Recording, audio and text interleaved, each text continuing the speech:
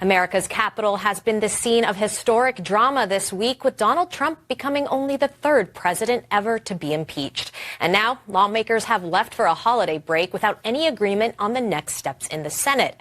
President Trump has pushed for an immediate trial, but House Speaker Nancy Pelosi has not indicated when she'll send over those articles for consideration. Well, that has clearly angered the president, who has just tweeted about it, saying Nancy Pelosi is looking for a quid pro quo in the Senate. Why aren't we impeaching her? Well, to walk us through what happens now, I'm joined by Joe Moreno, a former federal prosecutor. So this brings up lots of interesting questions. Are there any legal maneuvers involved here to kind of get that Republicans can use to compel the Democrats to send those articles over? Sure, Netta. Well, it's funny because you use the term legal, and that's how we think of a trial. But it's political, right? I mean, there's no courts here. There's no laws. It's very, very open as to where we go from here. It's kind of an open field. So what the Republicans could do is a couple of things, right? I think in the public domain, they could argue, look, it was so vital that you impeach this president before Christmas. It was so vital that you said he had to be impeached because he would do this again, and now you're going home for the holidays and not sending it over. So I think he could sort of beat that drum and say, look, if you were serious, send these over. Now, if that doesn't work, if the speaker says, you know what, I'm going to do it on my own timetable and I have the power to do that, some have theorized that the Senate could effectively say, you know what, I'm giving you a timetable, and at some point we're either going to drop this entirely or we're going to move forward on our own. We're going to basically take those articles of impeachment,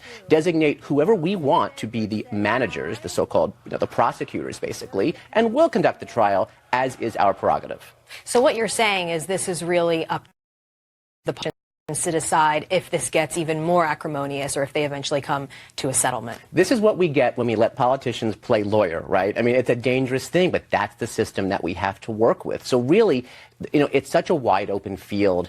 And I think it will be interesting because people are going to come away with two things from this whole saga. One is, how do we view Donald Trump, right? The impeachment, the trial, however it works out. But also, how do we view all of these politicians? How did those people in the House deal with the impeachment process? And now, how will these 100 senators deal with the trial? I think whether it's viewed as fair, whether it's viewed as objective, whether it's viewed as nonpartisan will be extremely critical in how history judges this entire chapter. Well, certainly President Trump seems to be gearing up his own team for this. What do you make of his desire to have witnesses, Democrats wanting different witnesses, and Republicans in the Senate just wanting this to be done quickly?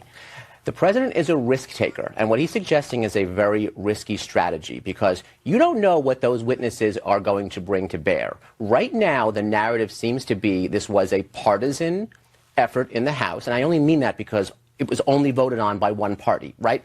Now it's going to the Senate, where it seems like it will probably also be a very partisan affair. If you inject witnesses, particularly those who have not been heard from yet, and you open that door, Lord only knows where that goes from there. So I think while the president would like to see this big televised saga that perhaps is very dramatic and ultimately vindicates him, I think the Republicans in the Senate, particularly Leader McConnell, know that probably short and sweet is the safe way to go.